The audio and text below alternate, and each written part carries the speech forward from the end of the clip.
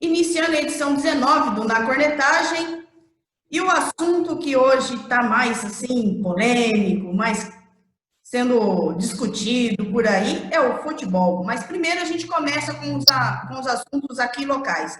Informações do Noroeste, informações do Talentos 10. O que tem para a gente aí, Rafael Antônio? Vamos lá, então. Um grande abraço a todos. Resumindo a ópera, Noroeste divulgou sexta-feira, o presidente, uma nota de 3 linhas de que o time volta aos trabalhos na próxima segunda-feira e data, inclusive, que serão iniciados os testes com o Albert Einstein. Isso já até me arrepia, porque essa história de terceirizar trabalho com o Albert Einstein, vi de Goiás, daqui a pouco eu quero falar sobre isso. Tá todo mundo em cima do Goiás e São Paulo. Para mim é mais estarrecedor o que aconteceu com Vila Nova. Daqui a pouco eu explico por quê. É mais grave ainda do que os 10 casos de Covid que os caras foram resolver o problema com os 2 times em campo, ou com o São Paulo em campo. Mas voltando ao Noroeste, então, reinício dos trabalhos segunda-feira que vem. Em relação à equipe, a informação que nós apuramos no final de semana é que praticamente todos vão ficar, as exceções Everton e Fabrício, que aliás jogaram no final de semana. O Everton marcou gol pelo Gama e o Fabrício cabeceou na trave no último lance pelo Cuiabá contra o Brasil de Pelotas na estreia da Série B do Campeonato Brasileiro. Até o Renan pode voltar, porque ele não foi muito aproveitado no Campeonato Paraibano e ainda não há definição se ele vai ser aproveitado no Atlético Cajazeiras para a Série D do Campeonato Brasileiro. Luiz Carlos Martins, segundo o que o Jornal da Cidade trouxe no sábado, o Thiago Navarro escreveu a matéria, vai ter uma reunião nesta segunda-feira entre Luiz e o presidente do Noroeste para acertar a permanência ou não, e eu já entendo que é de vital importância o acerto com o Luiz, até para dar tranquilidade, confiança ao elenco e principalmente ao torcedor noroestino, que está muito preocupado e muito desconfiado. E finalizando o Talentos 10, hoje pela manhã conversei com o Jorge Leonardo. O Talentos não disputará a Bezinha este ano por vários motivos. O principal deles, falta de tempo hábil para 2 situações importantes no estádio Luiz Edmundo Coube. Os alvarás necessários, isso levaria ainda mais 90 dias, porque não tem alvará nenhum, e a federação quer todos os alvarás em ordem na reunião de amanhã, então ficou inviável. E um outro detalhe, um pré-laudo do Corpo de Bombeiros indica 1.900 lugares do Edmundo Coube e o regulamento da Bezinha prevê o número mínimo de 4.000 lugares no estádio. Aí eu pergunto, né? Tem muito estádio aí que eu fiz jogo da Bezinha que não tem capacidade para 4.000 pessoas. Mas é uma outra história. O fato é que o Talentos este ano não participa do Campeonato Paulista Sub-23, mas vai tentar pleitear caso aconteçam os campeonatos de base, e a informação que eu tenho é que esse ano só vai ser realizado no máximo Sub-20, então vai tentar alguma coisa no Campeonato Paulista Sub-20. Essa determinação aí de 4.000 lugares para a Bezinha, bizarra, né? Patética. Nem é na 3 a gente tem um público para 4.000 pessoas. Até na 1 tá meio difícil de encontrar, né? Pô, Bezinha, então, devia ter um pouco mais de tato aí, né? Federação Paulista, porque a Bezinha é meio que o projeto, né, inicial ali para muitas equipes, ou tentativa de recomeço para outras, né? Times com mais história. E você colocar essa determinação de 4.000, um estádio para 4.000 lugares é exagero, né, para dizer o mínimo. E sobre o Noroeste, de fato, já perdeu o artilheiro, né, então é preciso, mais do que necessário você ter o Luiz Carlos Martins ali para comandar o elenco, porque já conhece, né, os jogadores já têm a confiança, né, no treinador, então é fundamental, né, essa manutenção do técnico. O rei do acesso, vamos ver se ele consegue, né, dar um jeito aí para a equipe seguir bem, né, nessa retomada do futebol. Se tem alguém que sabe como substituir as peças que deixaram o Noroeste, é justamente o Luiz, né? Se ele sair, talvez a situação, talvez não, muito provavelmente a situação se complique bastante. Porque no final das contas, se for ver bem, o cenário não foi tão desastroso para o Noroeste, aparentemente, quanto a gente imaginava antes. Tivemos algumas perdas de alguns dos principais nomes, mas como o próprio Rafa já disse, boa parte do elenco se manteve, quase todo mundo está aí. Então, manter o Luiz também é um caminho natural para uma sequência de trabalho com 2 boas peças a menos. Mas, repito o que eu disse, se tem alguém que consegue substituir essas peças, é justamente o Luiz nesse momento. Deixar bem claro que foi uma informação passada pela diretoria que a maioria vai permanecer, mas eu estou que nem São Tomé. Quero ver para crer. Na segunda-feira que vem, eu acho que a gente pode cravar e ter um pouco mais de tranquilidade. Mas dos males o menor, eu acho que se não foi a declaração dos sonhos da diretoria do Noroeste, pelo menos é um alívio, principalmente para aqueles noroestinos que estavam temerosos em relação à participação, à volta do Noroeste. Eu nunca acreditei que o Noroeste ficaria fora. Mas da maneira como foi colocada pelo então presidente Mosca, dava até entender que o Noroeste encerraria definitivamente suas atividades. Repito, nunca acreditei nisso, mas esse retorno, a maneira como foi colocado aí na sexta-feira, acho que é importante dar tranquilidade ao apaixonado torcedor noroestino. Campeonato Paulista, final do Campeonato Paulista. O que vocês acharam do Palmeiras e Corinthians no sábado? Tivemos final? Tivemos final? Na teoria, sim. Na prática, história. Por isso que eu estou perguntando a opinião de vocês. Foram 180 minutos que só valeu os 50 do segundo tempo lá, que foi aquele pênalti bizarro do Gustavo Gomes e que levou a decisão por pênaltis. Porque, na verdade, nós tivemos uma final sofrível. Tecnicamente, uma das piores da história do Campeonato Paulista. Sob o ponto de vista técnico, decepcionante. Aliás, dá para fazer uma enquete aqui. Qual foi a pior final? O Fla-Flu ou Corinthians e Palmeiras? Tá ali, hein? Tá ali. Foram 2 jogos horrorosos.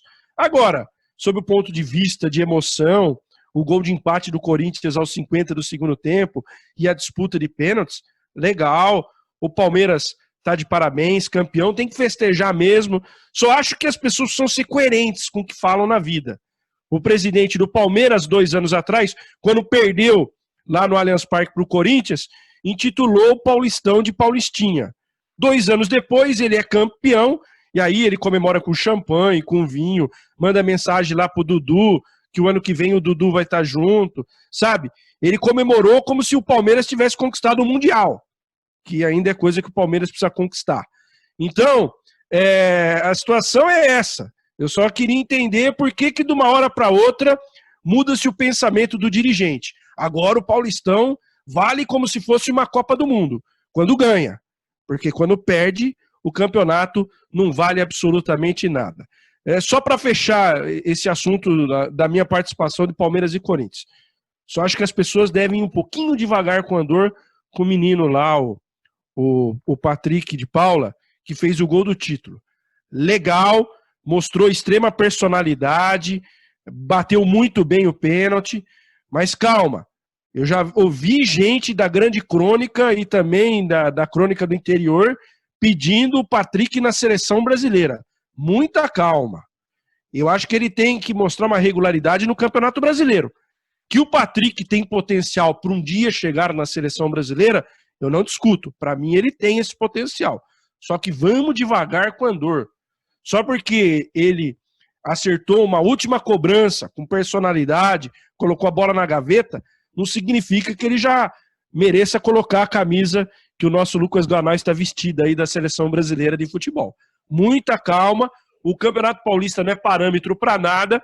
Eu quero ver agora a sequência de jogos do Patrick no Campeonato Brasileiro, quando o nível é outro. Ontem já tivemos uma prova. Flamengo e Atlético Mineiro estão num patamar acima dos demais. Talvez o Palmeiras possa chegar a esse patamar? Talvez sim, mas vai ter que mostrar isso. O que mostrou no Campeonato Paulista não é nenhum parâmetro para o torcedor do Palmeiras já sair aí falando aos 4 ventos que o Palmeiras é favorito para conquistar o Campeonato Brasileiro. Muita calma nessa hora.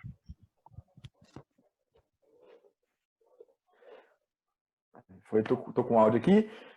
Realmente foi uma final muito, muito ruim, né? Dois times que no primeiro jogo, eles não queriam que tivesse o primeiro jogo, a impressão era essa, né? A impressão que dá é que o Thiago Nunes mandou um WhatsApp pro Luxemburgo lá, falou, ó, vamos ficar nisso, a gente resolve tudo no Allianz e beleza, porque não teve jogo. Nem de WhatsApp. Precisava nem de WhatsApp. É a mentalidade dos dois que funcionou para Também. Aliás, sobre isso, se me desculpa eu te cortar, Lucas, deviam mudar o regulamento. Já que você tem quarta de final em jogo único, semifinal em jogo único, para que final em 2 jogos? Faz em jogo único. Justamente, eu também. Também concordo nessa linha aí. Mas no segundo jogo foi praticamente a mesma coisa. No início ali parecia que os dois times estariam um pouco dispostos a se lançar e juntou duas características meio complicadas. Primeira característica do Corinthians, uma defesa bem postada, posse de bola, que quando o time não consegue ir para frente, vira aquela posse de bola de trocação de passe entre zagueiro e lateral, que para o torcedor é horrível para o andamento do jogo, contra um Palmeiras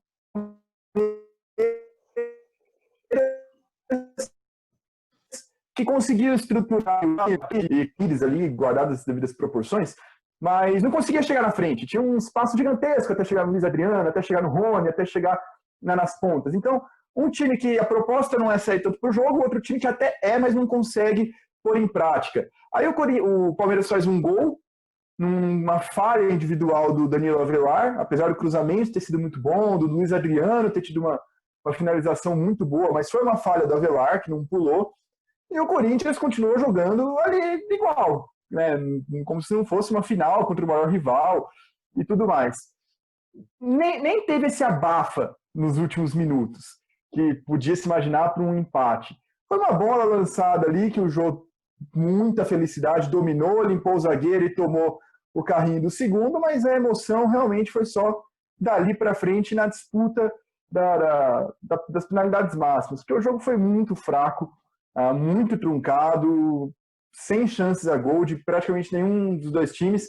Tanto é que você consegue pensar nos dois jogos, nos 180 minutos, o chute do Matheus Vital, que o Everton faz uma grande defesa na ida, que foi o único lance do jogo de ida, e o chute, não lembro de quem, que o Cássio salvou também no primeiro tempo do jogo de volta. Foram os dois únicos lances do Bigode. Os dois únicos lances, com exceção dos gols, que deram ali alguma movimentada em 180 minutos de jogo, num dos maiores clássicos do mundo. Realmente é muito pouco. É muito pouco. Foi um baixíssimo nível, né? Primeiro. Diga! E quanto ao Patrick de Paula, mas que aí eu estendo para o Gabriel Menino e também para o Veron. O Veron não teve tantas chances no Paulista porque se lesionou, também é uma posição ali que tem o Luiz Adriano, tinha Dudu, tinha Bigode, é meio complicado para ele também, mas méritos aí sim do Luxemburgo. Se a gente não pode falar tanto da tática, da proatividade do Palmeiras, mas num elenco com o Lucas Lima, com o Scarpa, com o Ramires, com o Bruno Henrique, com toda essa galera, ele dá espaço para dois moleques de 19, 20 anos que estão fazendo um trabalho muito legal, realmente merece os créditos nesse sentido. Espero muito vê-los novamente em campo junto do Gabriel Veron, né? Os 3 porquinhos. Vamos ver como é que vai ser essa evolução deles nessa temporada, mas eu acho que tem potencial sim para uma seleção no futuro. Bom, ciclo agora pensando, vai começar eliminatórias, depois 2022 tem Copa do Catar. Depois disso, eu acho que são peças ali que podem muito bem fazer parte da camisa canarinha. Vamos aguardar, vamos ver. Pô, se até você veste a camisa canarinha, você também pode. Tem até meu nome nessa aqui. Tá fácil. Bom, com relação a 3 porquinhos, mas com relação a essa final, né, eu achei, foi lógico, né, uma lástima técnica e de estratégia de jogo das duas equipes. Eu acho que até teve os dois jogos, né, tiveram um pouquinho, algumas diferenças, né, entre os dois. No primeiro teve muito mais briga do que chute a gol, né? Não teve nada mesmo de criação. No segundo, até tinha alguma intenção de criar mais. Mas o problema era a quantidade de erros que as duas equipes cometiam, que era brincadeira, não tinha passe certo. Muitas vezes o time chegava no ataque e já não conseguia acertar ali um passe. Quando o Palmeiras chegou naquele lance do William mesmo, que o Cássio fez a defesa, não sei qual jogador do Palmeiras que estava ali na ponta esquerda, recebeu a bola com espaço até para finalizar, ele acabou escorregando, né? Os dois times estavam errando bastante ali no passe, coisa até mesmo no meio-campo, e essa falta de qualidade técnica também se destacou, né, nesses dois jogos aí. E outro problema, né, o Palmeiras tomar um gol aos 50 minutos, o time totalmente fora de posição ali no lance do gol do Jô. O Palmeiras estava só segurando o resultado. No último minuto da partida, consegue estar todo desorganizado defensivamente. Isso é um erro crasso ali que culminou em outro erro crasso, né, do Gustavo Gomes para fazer o pênalti infantil em cima do Jô. Era tudo que o Jô queria, né? Jogou a bola na frente, deixou a pernona dele ali para o carrinho e acabou sofrendo os pênaltis. Mas aí, esse último lance, né, esse resto final do jogo, acho que meio que encobriu um pouco, né, a falta de qualidade. Muita gente falando do clássico, né, vitória do Palmeiras, final emocionante e tal, mas encobriu muito, né, a falta de qualidade que teve na partida e a comemoração. Acho que quem comemora mesmo foi o Atlético Mineiro e o Flamengo, né, que fizeram um bom jogo no Rio de Janeiro e com certeza viram ali na final do Paulista, né, um candidato ao título que está bem abaixo, né, por alto investimento e qualidade baixíssima, né? E com relação ao Patrick de Paula, de fato, né, ainda tem esse exagero, né? Tá muito cedo ainda para falar do garoto na seleção, mas eu já vejo ele ali com personalidade, não apenas para bater o pênalti, mas mesmo durante o jogo ele fez boas interceptações ali no meio-campo. É um garoto que tem ainda para crescer, né? Mas tá muito bem ali no meio-campo do Palmeiras. Não à toa tá pegando essa titularidade, né? Vamos ver aí no decorrer do Brasileirão mesmo, né? E por falar em Brasileirão, vamos a ele. O que vocês acharam desta primeira rodada do Brasileirão 2020, que vai terminar em 2021, lá pelo Carnaval? A gente tá tão carente de bons jogos que Flamengo e Atlético ontem foi disparado o melhor jogo da temporada até agora. E dá uma boa perspectiva de que vai ter algumas equipes interessantes no campeonato, com treinadores que não têm medo de jogar. Então isso é importante. O Flamengo perdeu numa infelicidade do Felipe Luiz, mas o jogo poderia ser 2-2, 3-3, os goleiros trabalharam bem. Jogo legal. Né, independente do resultado, não significa que o Flamengo está pior ou melhor do que a temporada passada. Mesmo com a mudança de treinador, acho que vai manter o mesmo nível, só que vai ter uma concorrência maior esse ano. Eu já tinha dito há algumas semanas, olho no Atlético Mineiro. É claro que é muito cedo ainda, mas o jogo de ontem, já a equipe comandada pelo Sampaoli causa uma boa impressão.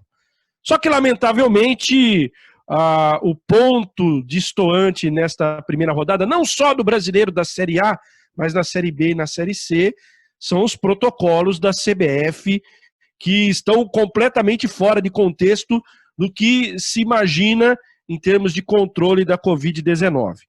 Nós tivemos 10 casos de coronavírus na equipe do Goiás e a coisa só foi anunciada no domingo pela manhã.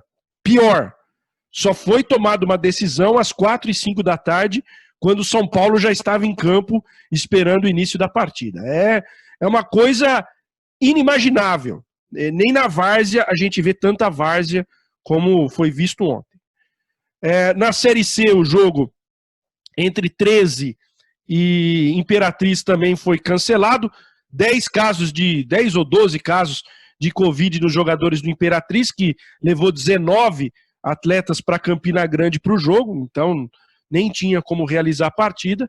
Agora, o que mais me preocupa foi o que eu vi na Série B do Brasileiro, onde CSA e CRB jogaram a final do Campeonato Alagoano na quarta-feira, e ali o CSA teve 8 casos, a gente não sabe se o CRB teve ou não, porque não foi divulgado.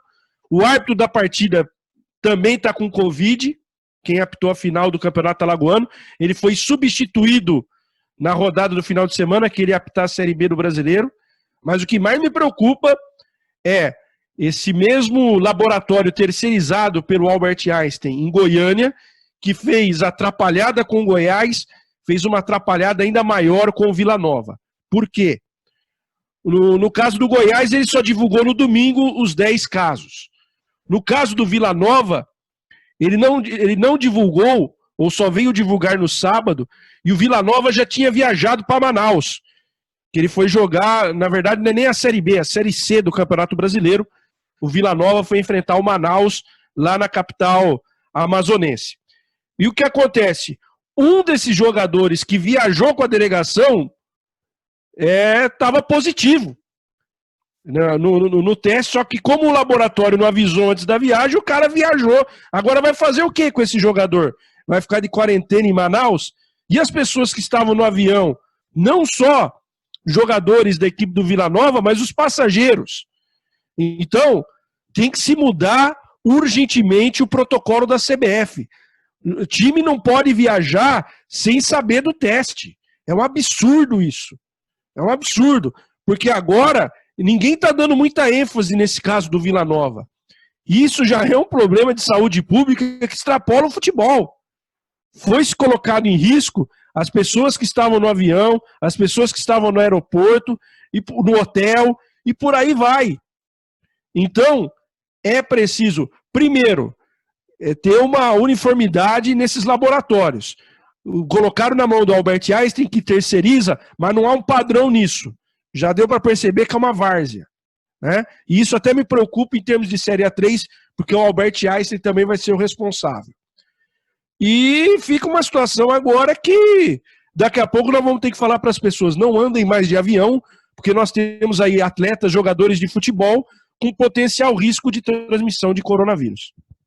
O grande problema é esse mesmo, né? A viagem das equipes. Não à toa, a gente vê, por exemplo, no esporte dos Estados Unidos, você tem formação de bolhas ali, né? Para evitar essa questão de viagem, de ir para outros lugares. Fica todo mundo no mesmo lugar e, lógico, né? Fazendo testes todo momento ali para manter a bolha ali segura. O que no Brasil está fazendo é completamente o contrário, né? Está todo mundo em lugares, nos seus determinados lugares, com viagens, e isso continua, né? Esse que é o grande propagador da doença, que é a viagem dos atletas, continua. Então, o que está se fazendo aqui no Brasil, justamente no momento em que não tem queda de casos, está tudo ali, né? Mantendo no mesmo pico ali, né? O pico está seguindo, está indo reto já. E virou platô, né? Como falam. Platô alto. E nesse momento você ter jogos e da maneira como está sendo organizado o campeonato é completamente inviável, né? Vai acontecer isso aos montes, né? Essa é só a primeira rodada. Vamos ver. Provavelmente vai ter algum outro caso nas próximas rodadas também. E o pior é como é que vai ser tratado isso posteriormente. Já tem gente no Goiás lá falando que o time já está preparado para a próxima rodada. Como assim?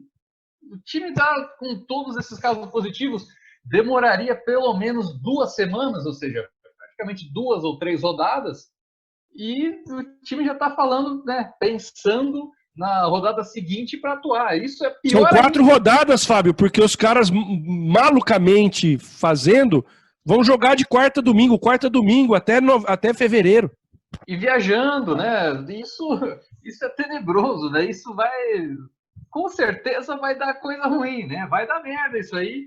E estamos só na primeira rodada, vale ressaltar. Não, mas tem um estoque de cloroquina para todo mundo, fica sossegado.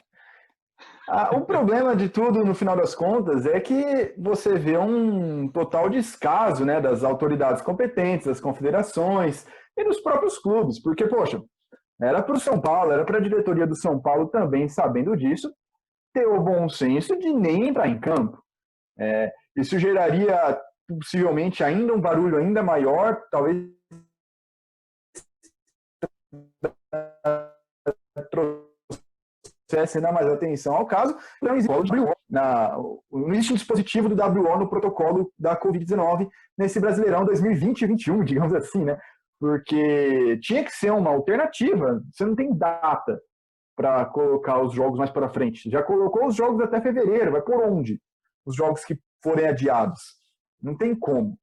Mas vocês até citaram o bolho da NBA. Eu volto ao que eu tenho dito há meses. Não tinha nem que voltar. Não tinha que voltar.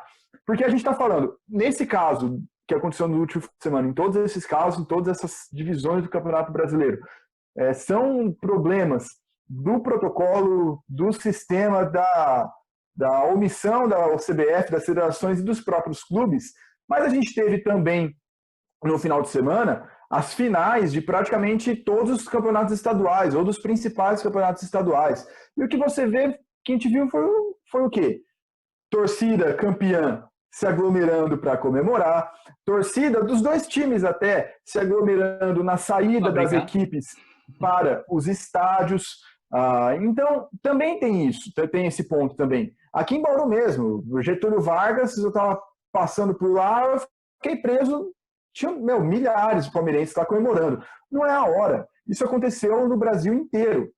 E o lance da comemoração, aí eu preciso dar o braço a torcer também, que não é uma, como é que eu posso dizer, uma indisciplina do brasileiro. Aconteceu com os torcedores ingleses do Liverpool, quando foi campeão da Premier League, também se reuniram para comemorar. Mas é mais uma consequência da volta do futebol. Volta o futebol, voltam os torneios, voltam os títulos estaduais e voltou toda essa aglomeração. A galera comemorando como se não tivesse acontecendo nada, né? Tá tudo bem, tá tudo legal. Então a gente vai longe nisso ainda. A gente vai bem longe. Foi só a primeira rodada, realmente. Vai ter muito caso para a gente discutir ainda.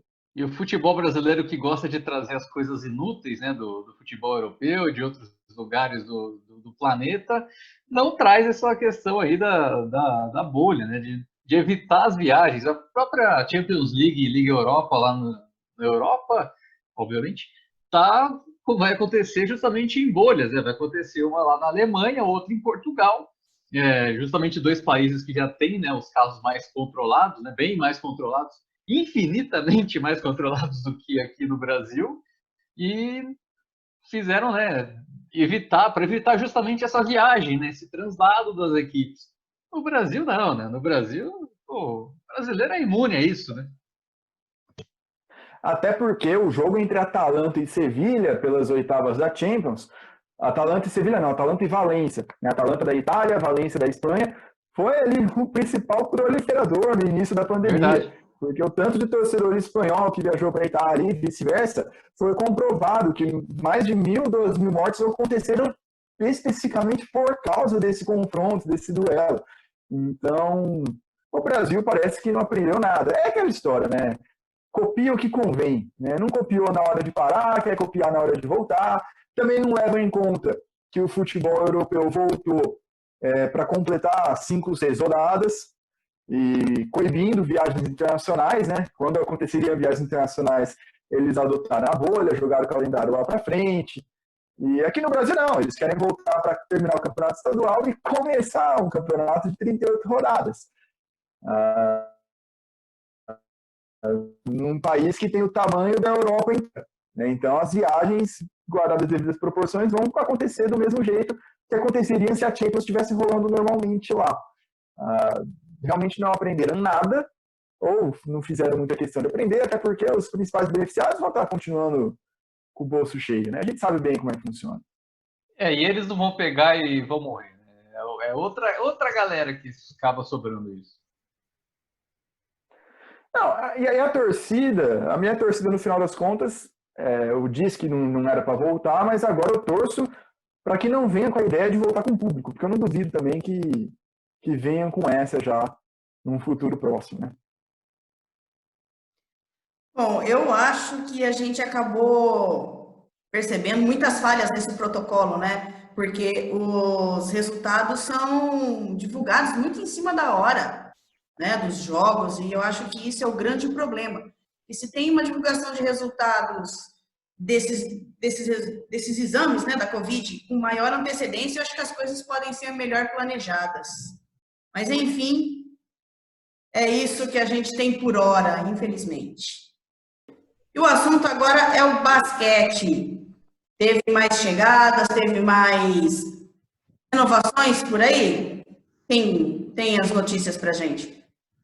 Todo mundo tem notícia aqui, porque as fontes estão palpitando, como diria, pipocando de um lado, pipocando do outro. Mas antes de mais nada, parabenizar a assessoria o marketing e a assessoria do Bauru Basquete pelas iniciativas, né, das apresentações oficiais. Muito legal que eles fizeram do Gui Deodato, né, ali na Praça da Paz, com a sinalização, né, do Batman, muito bacana. O que mostra criatividade e algo diferenciado, né, não fica aquela mesmice. Então fica aqui o nosso registro. Por enquanto, o Bauru Basquete... Mesmo com cortes, né? Oi? Mesmo com cortes, a equipe diminuiu na pandemia. Sim, mas é aquela coisa, mas com os cortes se reinventa, né? Então eu acho que isso... é justamente isso.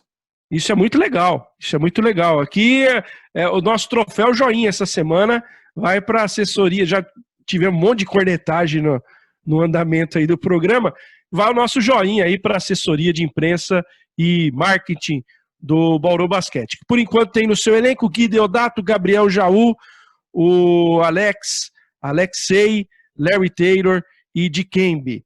O Léo Figueiró chegou a Bauru no final de semana, já está conversando aí com a diretoria, visando mais reforços. Alguns não vêm mais, né? O caso do Cipollini, o nosso glorioso Fadiano acertou com o basquetebol espanhol. Boa sorte para ele lá na Espanha, tem que ir mesmo. E ficam as especulações. No final de semana me passaram duas aí, que voltaram a carga no Eric Flor e também o Tyrone, que não é uma coisa tão difícil não, porque segundo a minha fonte passou, o Tyrone tem um desejo muito grande de jogar com o Alex. Então vamos aguardar os próximos dias se vai dar samba ou não essa negociação. Mas tem mais gente, né? O Lucas, o Fábio, parece que Isaac Graham também está no radar. Eu não sei quais são as outras informações que vocês têm por aí.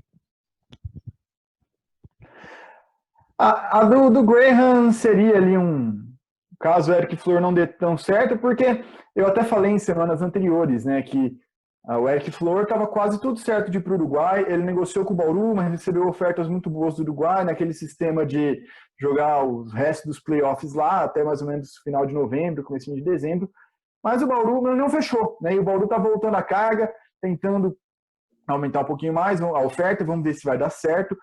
Mas eu até comentei que se não desse certo o Eric Flor, o Bauru tentaria ali, possivelmente, outro ala vindo da Liga Argentina.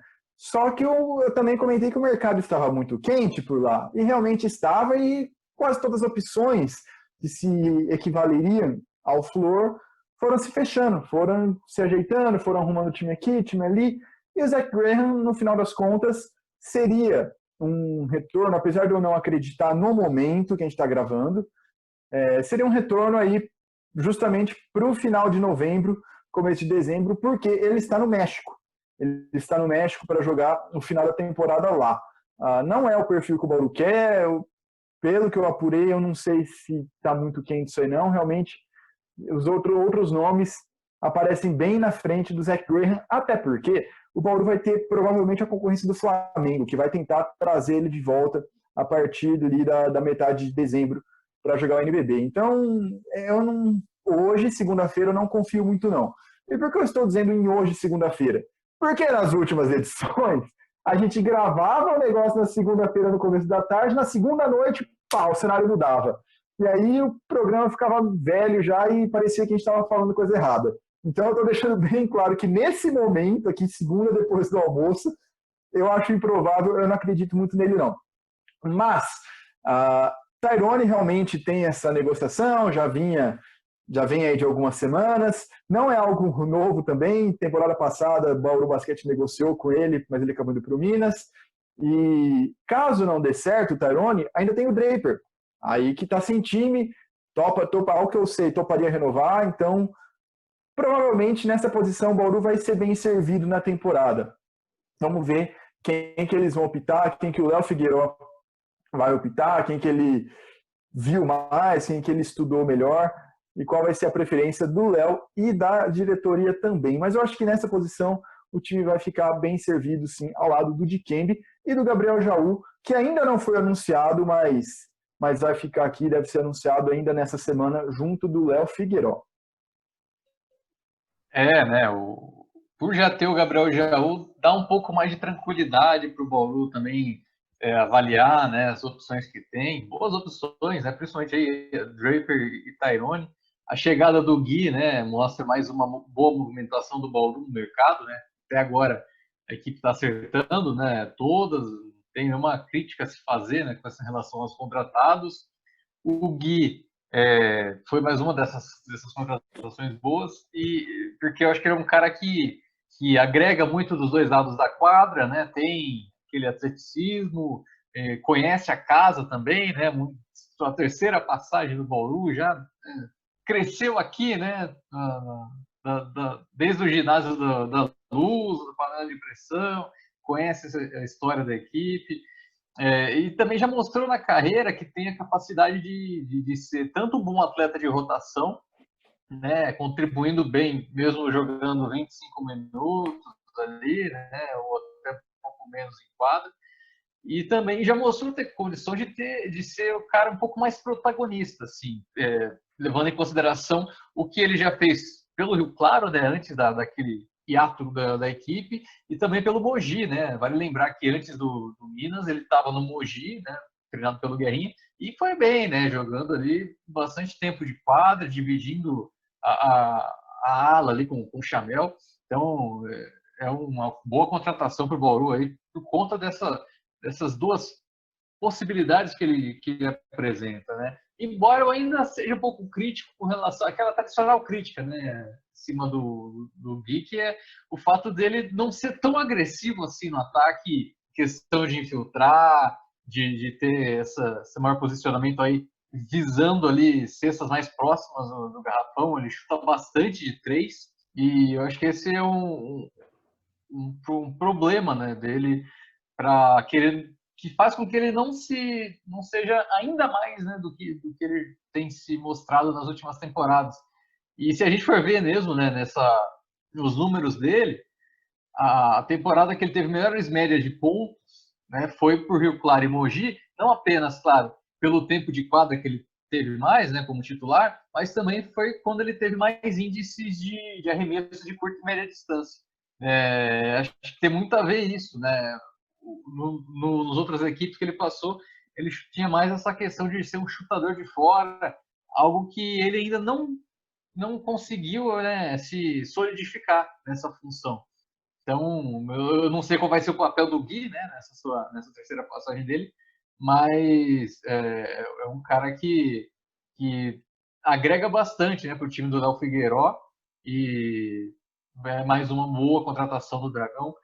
Com relação a Tyrone Draper, eu vejo, no momento eu escolheria o Draper, eu acho que ele encaixa mais, né? Ele é um jogador com mais mobilidade ali, que pode dar mais condições ali pro Bauru Basquete, mas é algo ainda a ser estudado, né, para essa elaboração do elenco.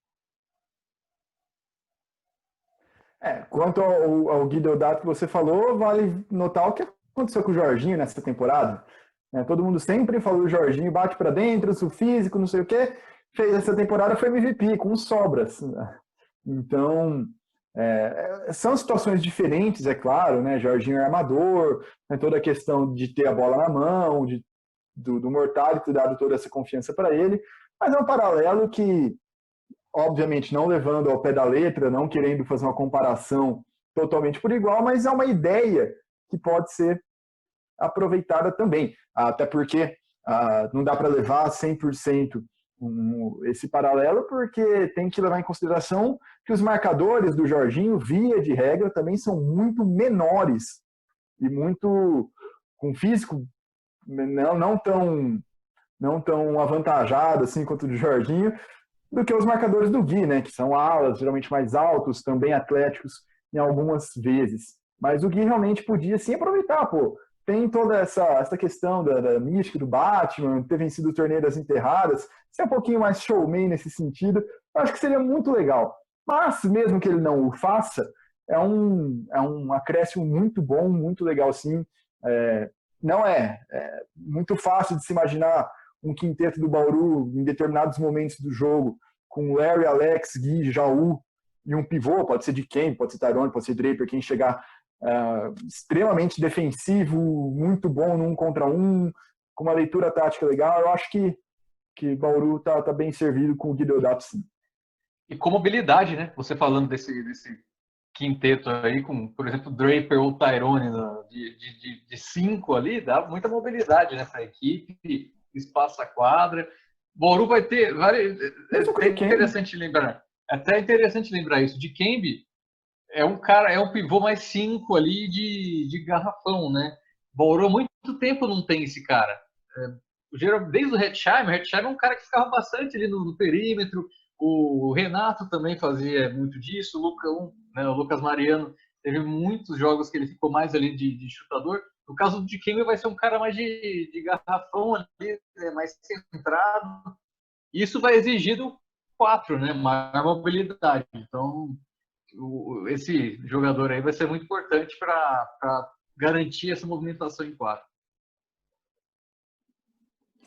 Mas o Dikembe, ele cria essa movimentação com os bloqueios, coisa que, por exemplo, faltava um pouco para o Lucas, faltava muito para o Lucas Mariano, até mesmo para o Marcão, apesar do Marcão se esforçar ali, ele, por mais que ele, Dikembe, não saia, ele cria espaço para os outros saírem, ele cria espaço para Alexei, para Gui Deodato, para Alex receberem livres do perímetro, enfim, tudo isso que a gente imagina, né, que um pivô no basquete de hoje em dia, um basquete moderno, assim, tem que ajudar nesses bloqueios, nesse corta-luz, para abrir espaço para os chutadores, abrir espaço dentro e embaixo da cesta também, por que não? Acredito que o Léo sabe bem disso, sabe muito melhor que a gente, na verdade, e vai usar muito bem essa arma do Dikembe aí. Houve um boato sobre o interesse de Bauru no Lucas Bebê. Tem algum fundamento ou isso é só boato? Eu acho que é boato. Boato, por enquanto não tem. É muito caro, ele ainda trata, até onde sei, ainda trata o NBB como sobra. Tipo, se eu não fechar na Europa, eu fecho aqui, mas não vai rolar. Ainda mais pro jogador de Dikembe. Não é boato.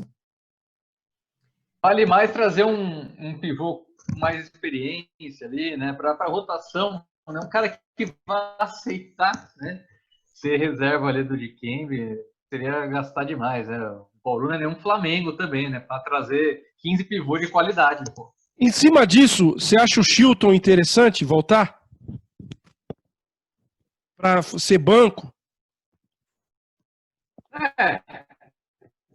Ele teria, no caso do Dikembe, o Dikembe ele vai ter bastante tempo de quadra, né? E caberia ao Chilton pouco espaço, né? E por ser um cara que ajuda, né? Fora da quadra, né? Aquele cara que abraça o elenco, o jogador de grupo, é até um nome legal, né? De se pensar, né? A questão é que dentro de quadra, não sei se ele está rendendo o suficiente. Mas é aquela questão, se ele ficar pouco tempo, né, ele agrega mais, né, principalmente fora das quadras. Né? Tem muito jogador que tem essa questão também que ajuda. Deixar bem claro, é uma sugestão, não é informação, né? É uma sugestão. Senão daqui a pouco vão falar tá levantando bola aí, hein? Hã? Você tá levantando bola aí. Segundo Rafael Antônio. Segundo Rafael Antônio da Jornada Esportiva. Não, mas eu acho que seria um nome interessante. Desde que viesse alguém das características de Tyrone e Draper. Não pode ser o Chilton no lugar deles. né? Não, mas eu acho que ou o Tyrone ou o Draper, um dos dois joga no Bauru Basquete nessa próxima temporada. E eu tô apostando muito no Tyrone. Sim. Eu acredito que sim também, mas é o que eu disse, tem que ser um deles e o Chilton. Né? Aí sim, o Bauru teria 4 pivôs, né? Contando o Gabriel Jaú ali como pivô, mas que pode fazer a 3 também. E seria bem interessante. Ele, até porque ele é um cara que é muito chegado no Alex, eles são amigos de longa data. Dentro do grupo, que o Bauru não vai ter estrangeiros, aparentemente, vindos de fora, que não atuaram no último NBB, né? Seriam estrangeiros da casa, já, digamos assim, né? Estrangeiros daqui do Brasil mesmo. Porque o Chilton é sempre um cara que ajudou essa galera que veio de fora também, com ambientação, até mesmo com o idioma, ele ajudou todo mundo a se comunicar. Foi assim com o Ray Booker, quando estava aqui em Bauru ainda, por exemplo. Então, o Chilton é esse cara, e que dentro de quadra, as estatísticas não contribuem muito para a galera ficar animada com o Chilton. Mas o que ele faz também de trabalho sujo, de bloqueio, de liberar espaço para os outros jogadores, ele ainda faz isso muito, muito bem, mesmo ali tendo 1,96 m, considerado até baixo para a posição que ele joga. Mas ele faz esse papel ainda bem legal. Não pode ser o pivô titular, também acho que não. Mas tendo de Kembe, por que não? Eu acho que seria uma peça bem legal. Vale lembrar que o Bauru também precisa ainda de um cara ali para revisar com o Alexei, né? Porque não acredito que vai ser o Larry esse cara.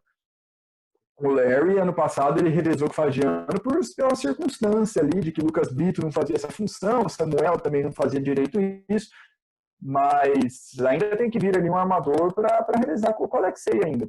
Então não dá para gastar também mundos e fundos, até voltando no Lucas Bebê, né? Não dá para gastar mundos e fundos num pivô, sendo que ainda tem 3 caras para chegar no Bauru. Beleza. E o Augusto não vem, né? Como já foi mencionado. Não, renovou com 4. E o mercado tá fechando. Gemadinha renovou na Facisa, GG foi pro Corinthians. Tá fechando o mercado. Beleza? Podemos passar para o próximo assunto? Vamos Bora. ao vôlei, então. Quais as renovações, quais as novidades do vôlei nesta última semana? Só tá faltando anunciar a Mari Casimiro, que é a cereja do bolo para Fábio Toledo e Chico José. E a Sueli, né? Na Sueli não vem mais não, hein? Até porque trouxeram a Vanessa Yankee. Deixa eu falar direitinho, é Vanessa Yankee. Então, aí é uma opinião. Eu tô achando difícil fechar com a Sueli. Ela tá até em Bauru para fazer teste, aquelas coisas todas. Mas ela também tem proposta do mercado internacional. Então, nesse momento não é mais, com a contratação da Vanessa Yankee, ela não passou a ser prioridade mais não. O time vai apostar no que tem aí. Vamos aguardar os próximos dias, pode ser, isso é muito dinâmico, né? A gente fala aqui na segunda-feira à tarde, de repente amanhã ou depois muda tudo. Mas a princípio o elenco está fechado aí para o Paulista. É esse que já foi anunciado aí. Nós tivemos a Polina anunciada, hoje a Júlia, e outras jogadoras na semana passada, a paraguaia não, a chilena lá, a Pamela chilena. E é isso, a Vanessa, o elenco tá fechado aí para disputa, pelo menos no Campeonato Paulista. Talvez chegue alguma outra peça para a Superliga, para aí sim, tirando as brincadeiras, dar aquela cereja de bolo na equipe bauruense. Mas é isso. Esse é o SESI Vôlei Bauru, que eu acho que está bem competitivo. Não dá para cravar um título paulista. Vai ter dificuldade com o Osasco. Mas está na briga, está no páreo. Eu acho que dá para brigar por coisa grande nessa próxima temporada. A Carol Leite já tinha sido anunciada no último programa? Sim. Ou foi logo depois? Já tinha. Não, Carol Leite já é de sexta-feira retrasada. Então ela que falou da Yankee. Polina e a Júlia. Ela que inclusive deu com as línguas, falou da Vanessa. Sim. Então é a Polina e a Júlia mesmo. Vai ser legal para a Júlia o Campeonato Paulista, né? Já que a Brenda Castilho vai chegar depois, né? Mais para a Superliga, né? A Júlia, a Brenda. A Júlia vai ter esse Campeonato Paulista aí para jogar, se tiver Campeonato Paulista também, né? Vamos ver. E a Polina, né? Mais uma renovação, acho que é a renovação mais importante, né, na minha opinião. E mais um apelido aí, né, Rafa? Semana passada teve Brenda Castilho, a rainha do Caribe, e a Polina é o torpedo dos Balcãs. Boa. E para Vamos usar. Eu vou produzir isso aí. Tem uma notícia do mercado do vôlei também, que é a Thaisinha, né, que jogou aqui no Bauru. Ela vai para a Turquia, vai jogar no mesmo time da Paula Borgo, né, bauruense, que estava no Fluminense. As duas que estavam no Fluminense vão jogar no mesmo time na Turquia. E eu peguei aqui meio que um time titular, né, das principais equipes da Superliga, né, Bauru, Flamengo, Rio, Minas, Osasco e Praia Clube, para a gente ver como é que estão, né, esse time titular, né, que boa parte aí vai jogar, né, na Superliga aí por bastante tempo, né. O time bauruense com a Dani Lins, de levantadora, Vanessa Yankee ou Mari Casemiro, de ponteira passadora, Tiffany, de ponteira ali, atacante, né, mais ofensivo, Polina oposta, a Denísia e Mara Leão ali as centrais, com a Brenda Castilho de líbero. O Flamengo Rio com a Fabiola de levantadora, Drusila e Amanda de ponteiras, Lorene de oposta, Jussiele e Milka centrais, tem a Valquíria ainda de terceira opção ali para essa posição, e a Natinha de líbero. No Minas, a Macris levantadora, Frida Reut e Megan Hodge ponteiras, a Sheila de oposta, Thaisa e Carol Gattais de centrais e a Leia de líbero. Osasco com Roberta, levantadora, ponteiras a Gabi Cândido e a Tainara. Tainara, bom nome que estava no Osasco. Tandara de oposta, centrais a Bia e até o momento a Camila Paracatu, com a Bright de líbero. O Praia, por fim, o time vai até o momento com a Claudinha de levantadora, a Anne Buis, holandesa, de uma ponteira passadora, ou a Michele, né? Tá lá também, uma das irmãs Pavão, a Michele, além da Fernanda Garay ali de ponteiras. Também tem para ponteira a Braelle Martins, que pode jogar de oposta também, com a altura que ela tem, que também tem como oposta a outra Pavão, né? A Monique, com a Carol Silva de central e a Renere Martins também de central, e a Suelen de líbero. Até esse momento, vendo, né, a formação das equipes, Praia tá melhor, assim, ranqueado, né, nessas equipes. Mas eu acredito em muito equilíbrio, viu, Fábio? Mesmo a gente pode perceber que o Praia está muito qualificado, né? Manteve uma base legal. Entre essas equipes está bem equilibrado.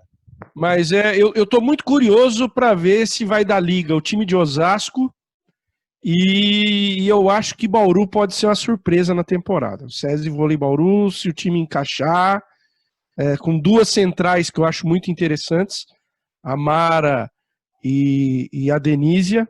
Eu acho que o time... A Denísia agora, já não chegando no meio da temporada.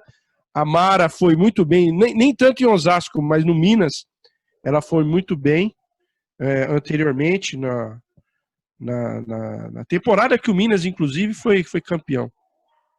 Então, acho que vai ser um campeonato, uma Superliga muito interessante. Só precisamos saber quando é que vai começar e como é que vai ser, né? Tem muito zoom aí que talvez mudem a fórmula de disputa por causa da pandemia. Vamos aguardar. E porque também tem até o Bruno Voloch, jornalista, blogueiro do Estadão, divulgou hoje, tendo problemas da CBV com a renovação do patrocínio da Gol, né, que ajudava bastante nas passagens. Os clubes estão vendo como é que vão fazer essas viagens, principalmente as mais longas, né? Bauru é o time que menos vai sofrer com isso, porque já estava acostumado a viajar de busão. Até porque a Gol não tem aqui em Bauru, então Bauru usava pouco. Quando usava, tinha que ir até Campinas para pegar o voo. Muitas vezes era muito mais fácil, logicamente, sair daqui, por exemplo, para ir para Curitiba de ônibus. Ficava menos desgastante do que ir até Campinas, esperar voo para ir para Curitiba, um exemplo. Então, Bauru é o time que menos vai sofrer numa eventual perda de parceria aí com a Gol. Para jogar no Rio de Janeiro, para jogar em Brasília, em Belo Horizonte, aí acho que valia, né? Era quando o Bauru usava. E se o assunto do vôlei feminino acabou, vale a menção também para o time de Iacanga, né? Comandado aí pelo Bauruense Max, que é o que tudo indica, vai jogar a Superliga C do voleibol masculino, né? Assim como o vôlei futuro de Araçatuba, que está voltando. Também. É muito louco, né? A Superliga A já não está se aguentando, a Superliga B é uma zona e, pasmem, existe a C. E eles vão jogar.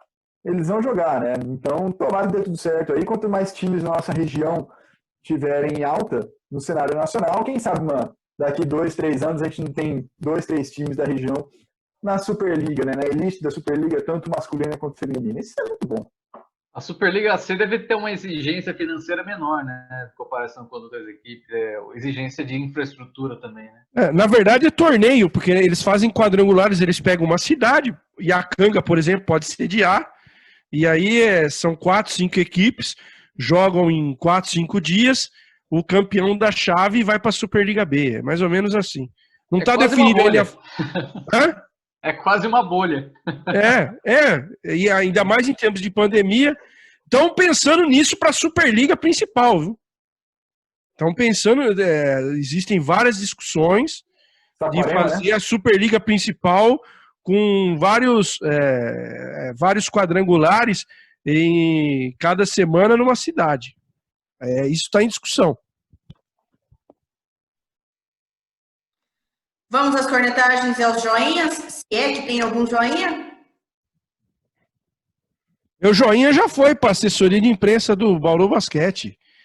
E joinha pro Palmeiras, para vocês não ficar tristes, que eu falar que eu sou um mau perdedor, né? Parabéns ao Palmeiras, campeão do Paulistão, depois de quantos anos? 12 anos. Parabéns ao Palmeiras. Ainda precisa ganhar mais 7 para chegar aos 30 do Corinthians. Mas tá bom. E o Luxemburgo é o maior campeão, né, de campeonatos paulistas agora, né? Passou o Lula. Agora, minha cornetagem, já falei no começo, vai para os protocolos de combate ao Covid-19 da CBF. Meu joinha também, não especificamente para o Palmeiras, mas vai para os 3 porquinhos, né? Notadamente o Gabriel Menino e o Patrick de Paula, que estão jogando muito bem no Palmeiras. E minha cornetagem vai, além da CBF, vai para os clubes também, vai para as federações estaduais, vai para quem fez essa volta do futebol acontecer precipitadamente, na minha opinião, para quem mesmo diante de todo esse caos continua mandando os times entrar no campo, continua falando que o time está pronto para a próxima rodada. Tá tudo errado. Os clubes que mantêm as federações, os presidentes das federações que votam na CBF, é uma cadeia, tá tudo errado. E vamos ver aí os próximos passos, né? Bom, meu joinha, então, segue no futebol, mas agora vai pro Keisuke Honda, que, né, declarou, né, que vai oferecer R$500 diariamente para o brasileiro, né, que pedir aí. Tem todo um trâmite, né, para fazer isso. Tem que entrar em contato com ele no Instagram, e ele vai doar R$500 diariamente, né? Isso mostra mais, né, que o japonês do Botafogo tem mais consciência de classe do que muito brasileiro, né? Seja jogador, seja empresário, o Honda está sendo exemplo aqui no Brasil também por conta disso, né? E vale ressaltar sempre, o patrimônio, né, de bilionários brasileiros cresceu 34 bilhões na pandemia, e enquanto isso, boa parte da população está sofrendo, né, com dinheiro. E dentro, né, dessa questão de pandemia também, né, vem aí a cornetagem maior, né? Mais de 100 mil mortes para o Covid-19.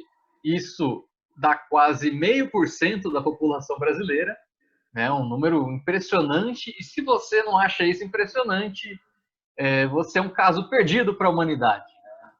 Se você acha que não dá para fazer nada para evitar isso, aí a culpa é sua também, meu cara.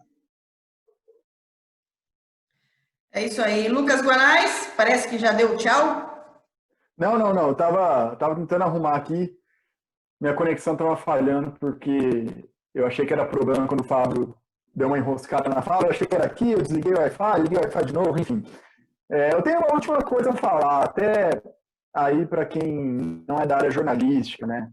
Deu uma polêmica relativamente considerável no Twitter nesse último final de semana com o jornalista Vene Casagrande, né? Ele foi aos treinos do Flamengo, ele noticiou ali algumas, como ele estava percebendo que o Domenech Torrent estava treinando o Flamengo, passou algumas informações de sistema tático, quais eram as ideias do técnico espanhol, né, que chegou na última semana ao Flamengo, e aí ele foi massacrado por influenciadores, por blogueiros do Flamengo, por parte da torcida também, que falou que isso não se divulga, que isso prejudica o time, que está dando informação para os adversários, né, notadamente para o Atlético Mineiro, que seria o adversário seguinte, aí para ajudar o Flamengo ainda me perde o jogo, mas, gente, não é assim que funciona. O jornalista vai para o clube, vai cobrir treino, e o jornalista informa. O jornalista não é influencer, não existe essa de prejudicar o time. A gente não quer prejudicar ninguém, a gente não quer ajudar ninguém também. Esse massacre que teve contra o Vene Casagrande, massacre, né, virtual que teve contra o Vene Casagrande é completamente descabido. Né? Galera que não compreende, não dá valor para o saber jornalístico, mostra um dos grandes problemas em você misturar, colocar no mesmo patamar jornalista de formação, que eu até não menciono tanto assim a questão da faculdade, apesar de ela ser extremamente importante, mas a pessoa que estudou, que se dedica para aquilo, quanto influencer. Pô, com todo respeito, quem quer paparazzi rubro-negro, sabe? Dá licença. Dá licença. O jornalista, se ele tem a informação, se ele apurou, se ele viu que aquilo é verdadeiro, ele pode divulgar, não tem problema nenhum. Ele não está ali para ajudar, ele não está sendo pago pelo Flamengo, ele não é parte da TV Fla, ele não é a Glenda Kozlovski, agora da TV Fla, ele não é os demais apresentadores. Ele está no veículo, no jornal O Dia que ele está agora, depois que ele saiu da Globo, acho que é O Dia que ele está, né? Enfim, eu fiquei profundamente chateado, impressionado até também com o que foi visto aí na última semana. Então, vamos encerrando mais uma cornetagem desta semana e esperando que as coisas estejam um pouco melhores para a próxima semana. Eu sei que é muito otimismo, mas a esperança é a última que morre. Pedir para vocês curtirem o Jornada Esportiva nas redes sociais, o Locomotiva Esportiva nas redes sociais, no Facebook, no Twitter, no Instagram, no YouTube. Se inscreva nos nossos canais no YouTube, e você sempre vai ter algo, pelo menos polêmico, para discutir aqui com a gente. Participem com a gente, mandem seus comentários lá no YouTube, no Facebook, mandem seus comentários para a gente começar a colocar vocês também aqui na nossa discussão. Um grande abraço, até a próxima semana.